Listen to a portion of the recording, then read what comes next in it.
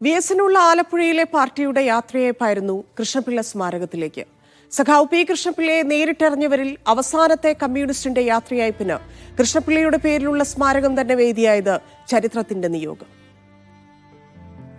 Indian communist പ്രസ്ഥാനത്തിലേക്ക് ആലപ്പുഴയിലെ പാർട്ടിയുടെ സംഭാവനയായിരുന്നു VS എന്ന രക്തനക്ഷത്രം. കർഷക വിപ്ലവങ്ങളിൽ നിന്ന് ഉയർന്നു വന്ന ചോപ്പുരാശി.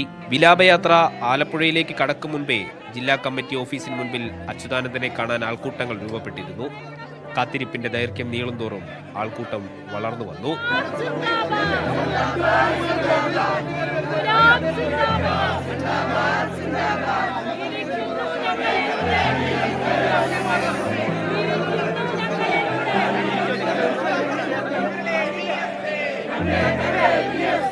പ്രശ്നമൊന്നുമല്ല, മഴയാണെങ്കിലും ആളുകളെത്തും അദ്ദേഹത്തിന് ഒരു നോക്ക് കാണാൻ. ദീർഘകാലം വിഎസിനാൽ നയിക്കപ്പെട്ട ജില്ലാ കമ്മിറ്റിയുടെ ഔദ്യോഗിക യാത്രയയപ്പായിരുന്നു കൃഷ്ണപിള്ള സ്മാരകത്തിലേത്.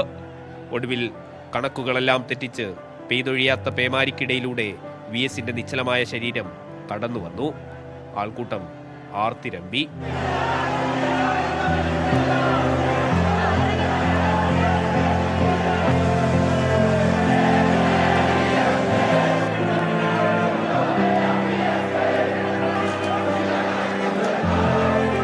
രണ്ട് മണിക്കൂറോളം നേരം പൊതുദർശനം നീണ്ടു.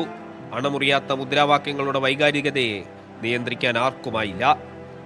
വിട പറഞ്ഞ് മതിയാകാത്ത ആൾക്കൂട്ടത്തെ ബാക്കിയാക്കി പോരാളികളുടെ പോരാളി വേലിക്കകത്ത് ശങ്കരൻ അച്യുതാനന്ദൻ പാർട്ടി ജില്ലാ കേന്ദ്രത്തിൽ നിന്ന് അവസാനമായി യാത്രയായി. മുഹമ്മദ് ആഷിഖ്, മീഡിയ 1, ആലപ്പുഴ.